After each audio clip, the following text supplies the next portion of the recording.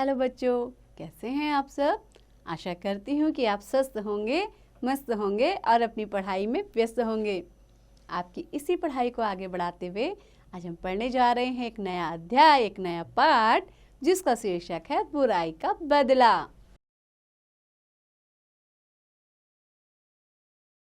तो बच्चों, एक बहुत ही सुंदर सी कहानी दी गई है जिसमें बुरे लोगों से डटकर मुकाबला करने की बात बताई गई है। तो आइए इस कहानी को शुरू करते हैं। आप लोग भी ध्यान से सुनिएगा। किसी गांव के किनारे एक खेत था। उस खेत में एक बौंबी में जहरीला सांप रहता था। बौंबी यानी कि बिल में क्या रहता था? एक जहरीला सांप। वह भोजन की तलाश में अपनी बौंबी से निकलकर खेत में इधर उधर घूमता रहता था। हाँ, यदि कोई व्यक्ति उसके समीप आ जाता तो उसे काट लेता था। उसके काटने से कई लोगों की मृत्यु हो चुकी थी। लोगों ने डर के मारे उस खेत की ओर जाना छोड़ दिया था। एक दिन गांव के कुछ गडरिये खेत से कुछ दूर अपनी भेड़ें चरा रहे थे। उन्होंने देखा कि एक महात्मा जी उस खेत की ओर जा रहे हैं जहां सांप की बांबी थी। गडरिये चिल्लाए, महात्मा जी तनिक रुकिए, उस खेत की ओर मत जाइए, वहां एक जहरीला सांप रहता है।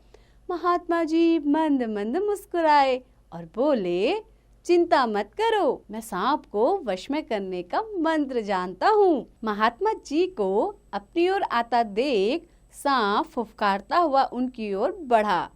महात्मा जी घबराए नहीं, वह जोर जोर से किसी मंत्र का उच्चारण करने लगे।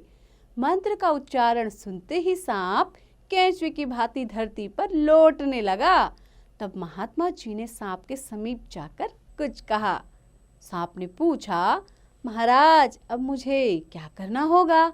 महाराज जी बोले, तुम लोगों को काटना छोड़ दो और मेरा बताया हुआ मंत्र जपते रहो। 1 महीने बाद मैं तुमसे फिर मिलने आऊंगा। दिन बीतते गए, सांप ने लोगों को काटना छोड़ दिया। धीरे धीरे सांप का भय लोगों के मन से जाता रहा। अब तो बच्चे उस पर कंकड़ पत्थर भी फेंकने लगे थे। बच्चों के डर से अब सांप केवल रात में ही बाहर निकलता था। भरपूर शिकार न मिलने के कारण धीरे धीरे वह कमजोर होता गया। इस प्रकार 1 महीना बीत गया। महात्मा जी वापस उसी खेत में आए। सांप ने उन्हें देखकर प्रणाम किया। महात्मा जी ने उसे कमजोर देखकर इसका कारण जानना चाहा। सांप ने उन्हें सारी बातें सच सच बता दी। महात्मा जी ने सांप को समझाया, बेटा मैंने तो इतना ही कहा था कि किसी का अहित मत करो। मैंने यह कब कहा था कि दुर्व्यवहार और अत्याचार करने वालों से अपनी रक्षा न करो? तुम अपना विरोध प्रकट करने के लिए फुफकार तो सकते ही थे। बच्चों, इस कहानी से एक बड़ी सीख छिपी है। हमें बुराई तथा अन्याय को चुपचाप सहन नहीं करना चाहिए, क्योंकि ऐसा करके हम बुराई और अन्याय को बढ़ावा ही देते हैं। भले लोगों की फुफकार ही बहुत होती है एवं बुरे लोगों में डटकर सामना करने का साहस नहीं होता। वे विरोध की फुफकार सुनकर डरेंगे और भाग जाएंगे। तो बच्चों, कैसी लगी आपको ये कहानी?